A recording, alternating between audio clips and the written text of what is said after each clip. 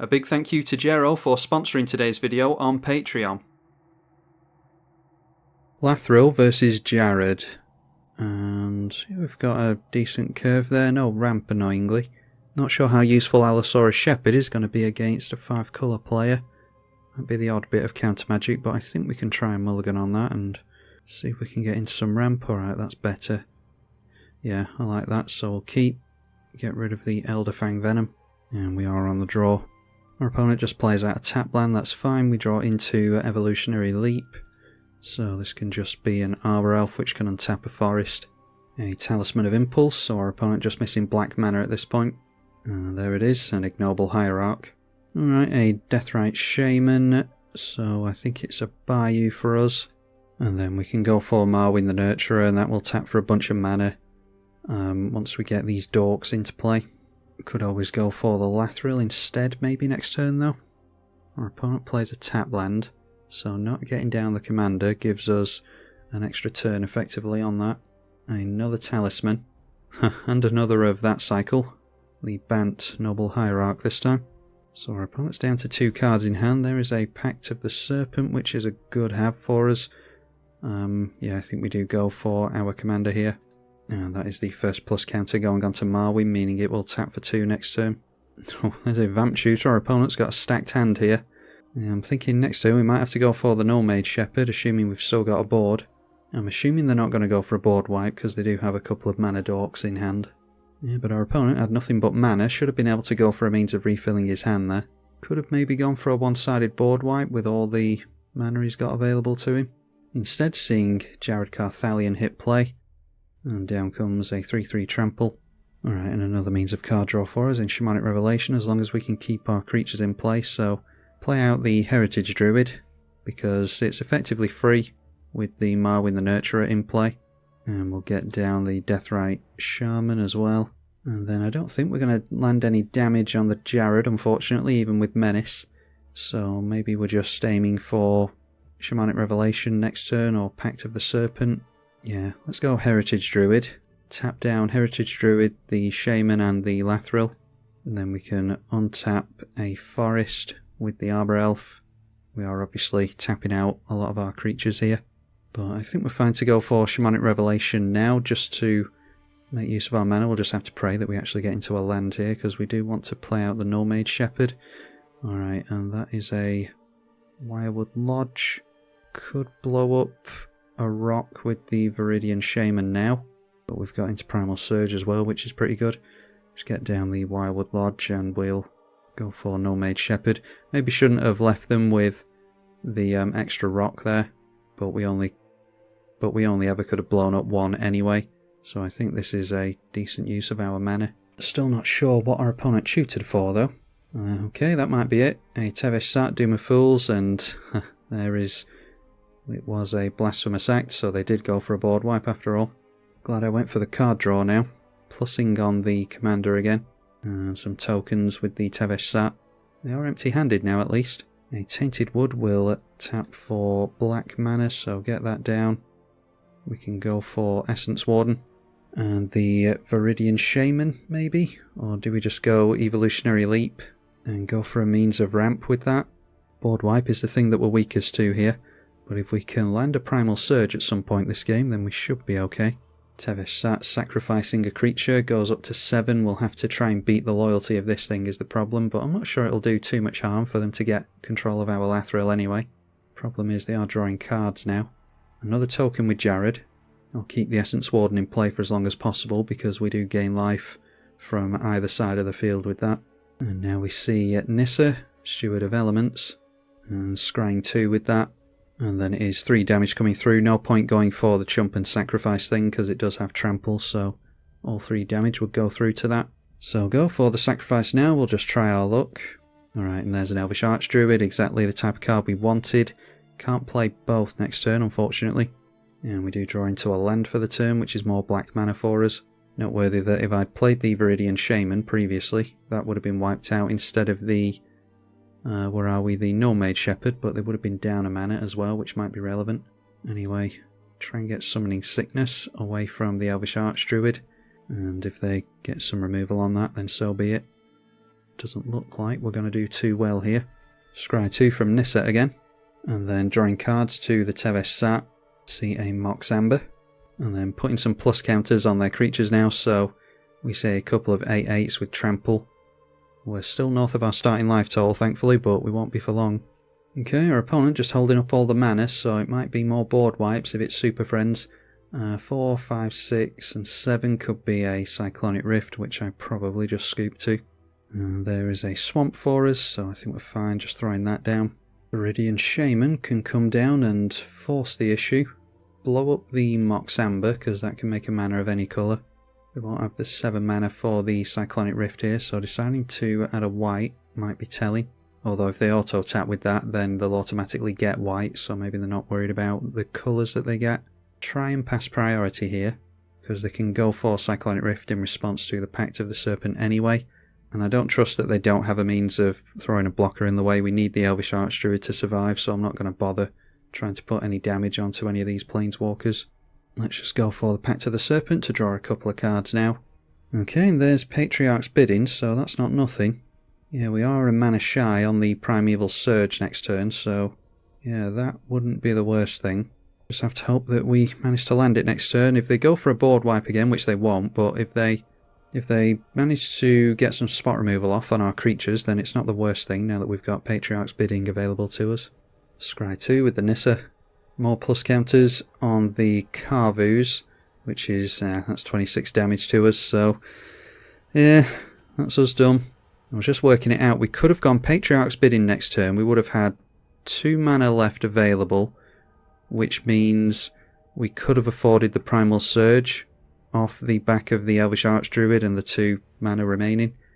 And we might have been able to get something going there. Hopefully the client will show us if it would have been a decent Primal Surge or not.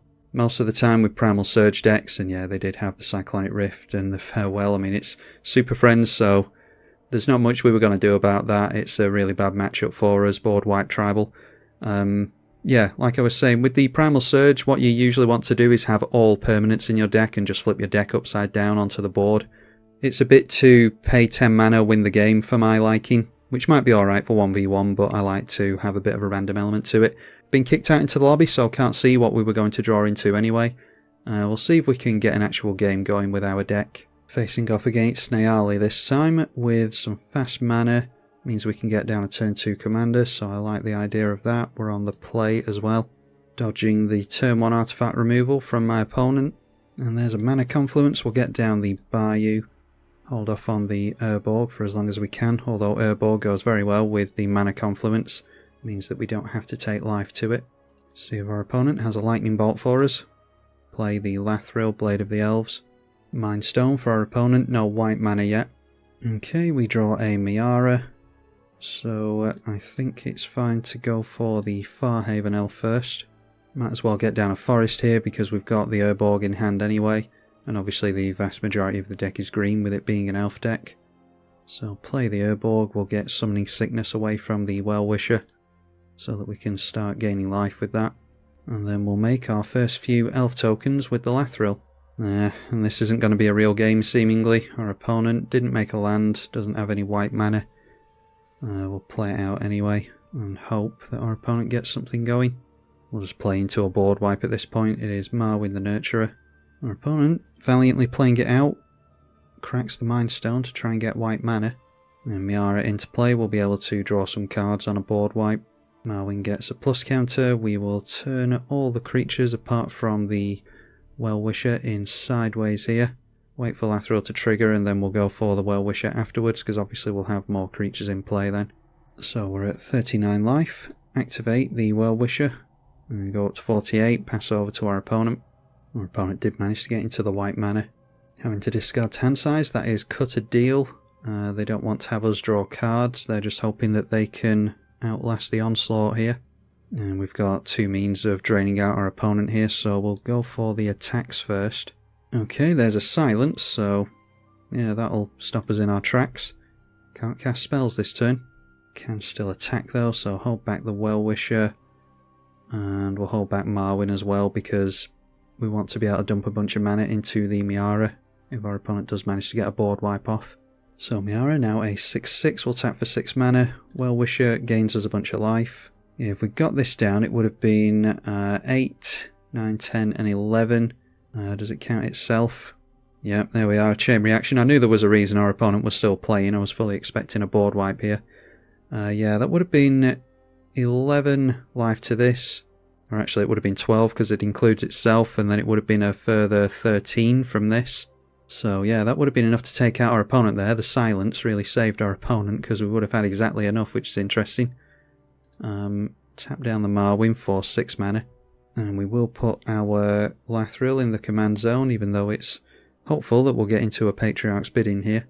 Continue to say yes to the Miara. I don't think Miara's ever been useful to me, but I always hoped that we'd be able to get some use out of it. We've obviously gained a bunch of life to the Well-Wisher and definitely coming in use now. Alright, didn't get into the Patriarch's Bidding anyway. Nothing to do at instant speed, so it's back round to our turn, I would think. And now it is a Timberwatch, which is good for our commander. Right, we want Summoning Sickness away from the Elvish Archdruid. Might as well go for the Timberwatch Elf as well. Get Summoning Sickness away from that, that's 2 tap abilities. And then we'll go for Deathrite Shaman, that's some more mana for us next turn. So that means we can get down the tap land with the Overgrown Tomb. So just discard 3 lands to hand size there, and we've still got a full grip after the board wipe, which is a better situation than we would have been in. As we saw during the last game, we are weak to board wipes. A Hordling Outburst makes 3 Goblin tokens, so it's Goblins versus Elves apparently. Alright, a Swiftfoot Boots for our commander isn't the worst. Play the Twilight Mire. Quite like the idea of getting down the Wolverine Riders because it goes well with the Elvish Archdruids, so we'll play that. Yeah, I'll just play the Swiftfoot Boots here, I think. We'll exile a land, just get rid of a swamp is fine. The Deathrite Shaman will make a mana for us. Doesn't matter what colour. Use it to go onto the Wolverine Riders. And then we might as well just get down the Elderfang Venom at this point. So we'll have our opponent chump block here. Wolverine Riders is a 5/5, and it will have Death Touch, not that it matters against a mere 1/1. Okay, they decide to take it, curiously, so we'll buff that thing with the Timberwatch Elf. Goes up to a 9/9, and they go down to 16. Make our first token with the Wolverine Riders. That does trigger on every upkeep, which does buff up the Elvish Archdruid, and we gain even more life. And obviously the more tokens and creatures we get into play, the more dangerous Elderfang Venom is. That's a nice aristocrat effect towards our opponent. And they get into a tap land, so I'm sure they wanted that to be in untapped. I really do strongly recommend that you don't play too many tap lands in Commander, especially with how fast the formats become, and especially in 1v1. It has to be a particularly good land, and I'm not sure the Scry lands cut it, to be honest, much as people love those things.